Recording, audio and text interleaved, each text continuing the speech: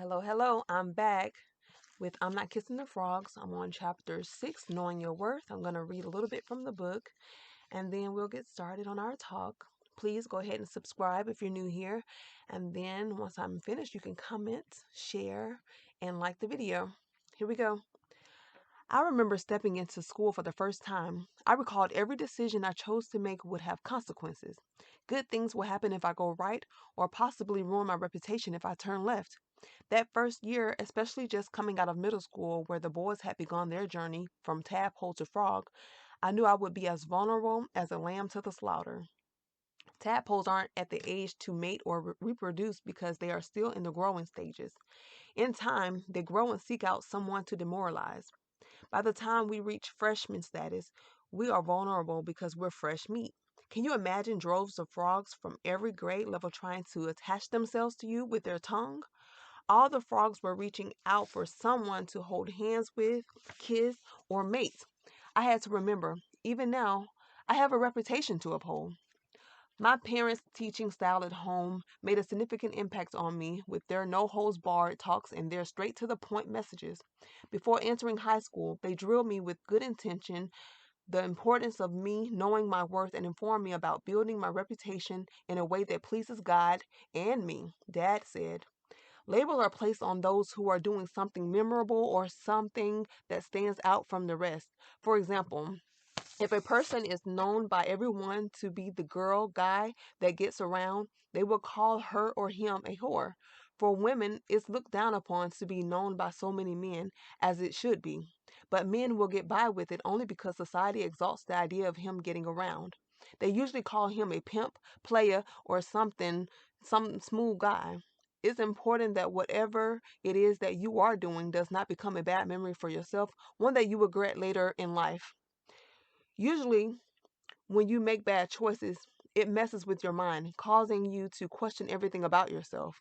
It will make you feel unpretty when your thoughts deceive you into believing that anyone with sense will not want you. It's just a lie from the pits of hell. I want you to know if you fall short of your vows to yourself, you are still worthy of love. You just have to stop it.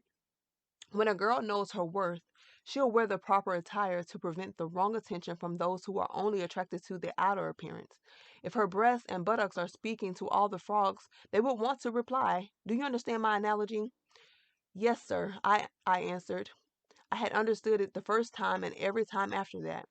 Each time he gives me the story of the breast and booty, he changes it up to make sure I'm listening. Last time he said, if your breast and butt are smiling at everyone and cracking everyone up constantly, you can't help but attract those who are willing to laugh and play games because they won't take you any more seriously than you take yourself. I was already dressing in modest apparel because there was no other way to be in this house. We had rules in our home about the clothes we are allowed to wear and the ones we shouldn't. At first, I wanted some of the clothes that I saw others wear on the television screen and in the magazines. When I was about 10, I wanted pink hair. I had my moments of wanting what I saw, but my mom and dad dismissed those moments.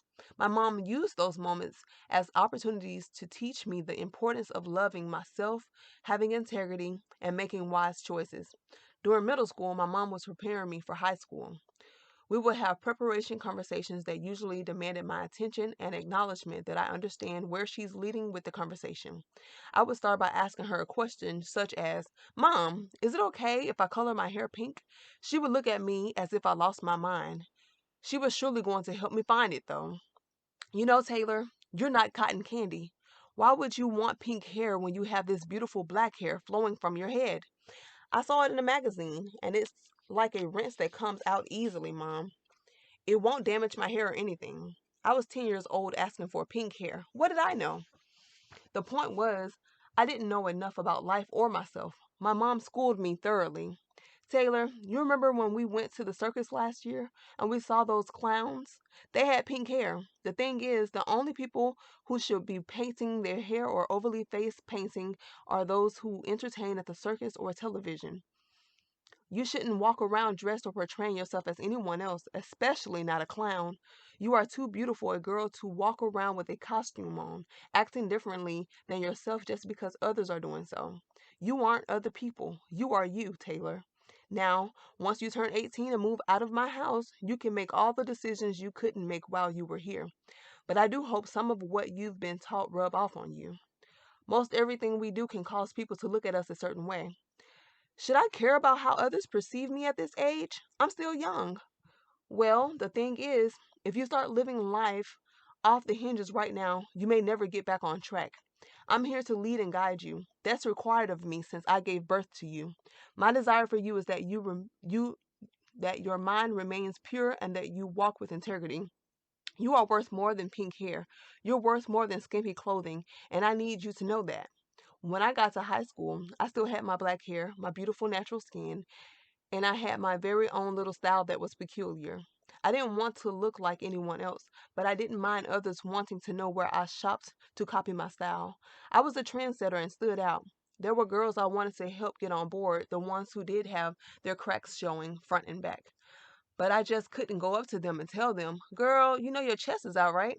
That would probably get me a quick beat down. Instead, I tried not to judge other people. If they don't understand what they are doing, it will cause them to find out the hard way, and they may ask someone for help. Not every person understands the importance of knowing their worth, which includes loving and respecting themselves. There are still some parents trying to find their way in life and don't know what to teach their children. Some are doing the best that they can. My mom reminds me of her choices as a teenager. She exposes her darkest secrets and regrets so that I won't make the same mistakes she made. When she tells me her past, it almost makes me feel bad for her. She said to me during one talk in particular, "When I didn't know my worth, I sought outwardly to find a group of people to belong to, believing they'll see good in me. If I had known my worth, I would have been content with myself. I wouldn't have searched for validation, and I wouldn't need the compliments to make me feel better about myself. I wouldn't have given my body to the frogs when they croaked at me.